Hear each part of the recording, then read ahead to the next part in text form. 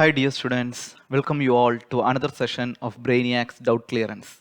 So we have a very good question in front of you. Just read the question. A mixture of 2.3 gram formic acid and 4.5 gram oxalic acid is treated with concentrated sulfuric acid. Okay. The evolved gaseous mixture is passed through potassium hydroxide pellets. Calculate the weight in gram of the remaining product at STP. So this is the question. So this is one of the good question that came actually. Here we need to know some inherent properties, then only we will be able to do this. We will see. The first thing you need to know is what is formic acid. Okay, so we will write here formic acid. Okay, so formic acid is nothing but HCOOH. So what will be its molecular mass? We can say its molecular mass is equal to how much it will come? Carbon 12, oxygen 16 into 2 32 plus 12 44 plus 2 46. So its molecular mass will come around 46. Okay, so you can express it in any unit. 46 grams means then this will become more easily we can say it is molecular mass in grams. Okay. Other single term is molar mass. Okay. Now next one is oxalic acid. Okay, we need to know what is oxalic acid. These are the things you should know to do this question. Oxalic acid is nothing but COOH. COOH. Hope you remember in organic chemistry. So COOH, if you see, you can carbon 16 into 2 32 plus 12 44 plus 1 45. 45 two times are there COOH. So I can say 45 into 2 90. So 90 is my molecular mass. So I write molecular mass is 90 gram. Okay. Now what they are telling, they are taken 2.3 gram given. We will say given. What is given to you? Given to you is HCOOH. How much amount it is given to you? They have given 2.3 gram. And formic oxalic acid, how much they have given? So we will write COOH twice. Okay. So this is around 4.5 gram is given to you. Fine. Okay. Now it is treated with concentrated H2SO4. So let's see what are the properties that concentrated H2SO4 possess. I know that concentrated H2SO4 is used in the chapter alcohols for the dehydration of alcohols. So it is a strong, I can say it's a strong dehydrating agent. Okay, so I can say it is a strong dehydrating agent. Strong dehydrating agent. So what do you mean by a dehydrating agent? It means it will absorb water. It will absorb water. Correct.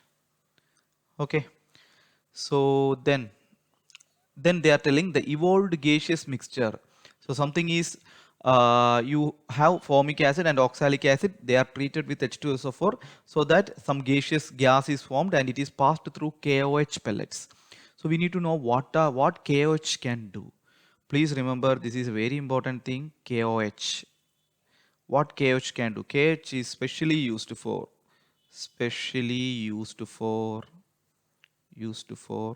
absorbing carbon dioxide. Very important. Please remember this is a property. Now we will start writing the reaction. So you have HCOOH. Okay, now treated with what? Concentrated H2SO4. Correct. Then what happened?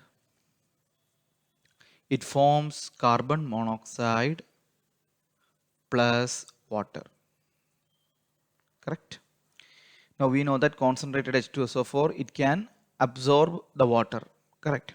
So similarly, next is COOH twice, that is oxalic acid. It is treated with concentrated H2SO4. Correct. So what will be formed? Carbon monoxide plus carbon dioxide plus water. This will be the output product. Okay, So we will do the calculation in another color. Okay.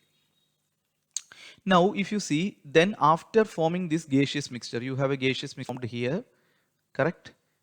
And you have a gaseous mixture formed here. So after forming this gaseous mixture, it is passed through what?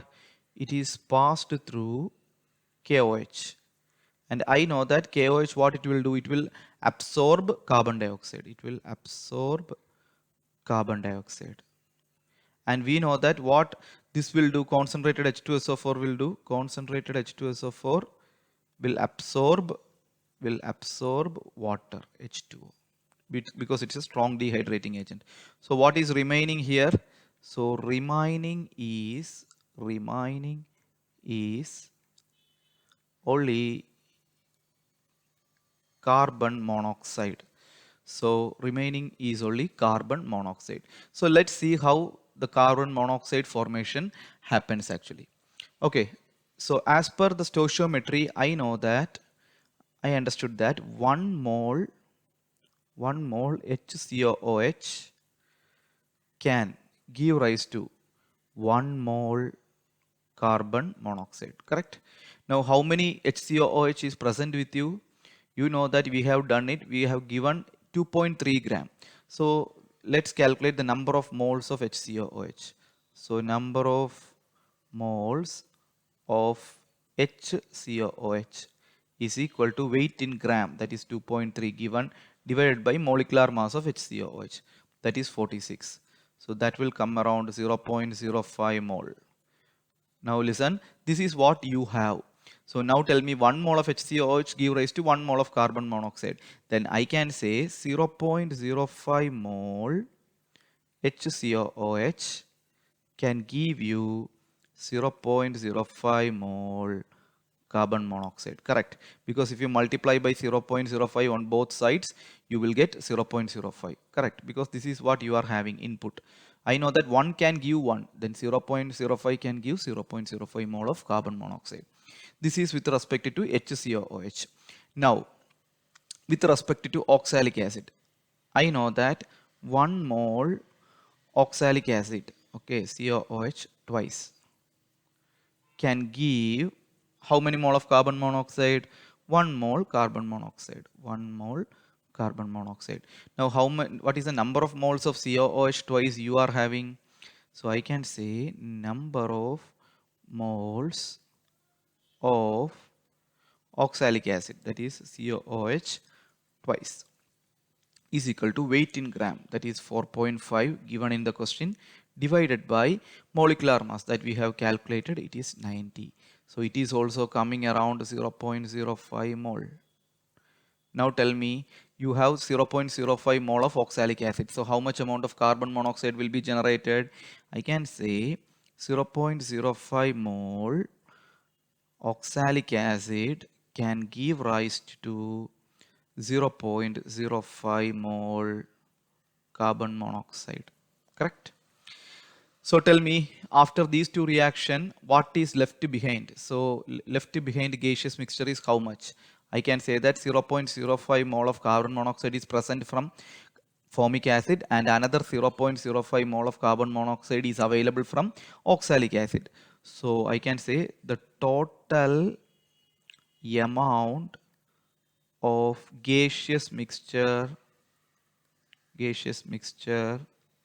available is equal to 0.05 plus 0.05, that is how much it will come around if you add it. So I can say if you add that, you will get around 0.1, correct? So I can say 0.1 mole carbon monoxide. But whether they are asking you the answer in moles, you know that they are not asking you in moles, they are asking you in weight in gram. So how can you do that? We know that the formula, number of moles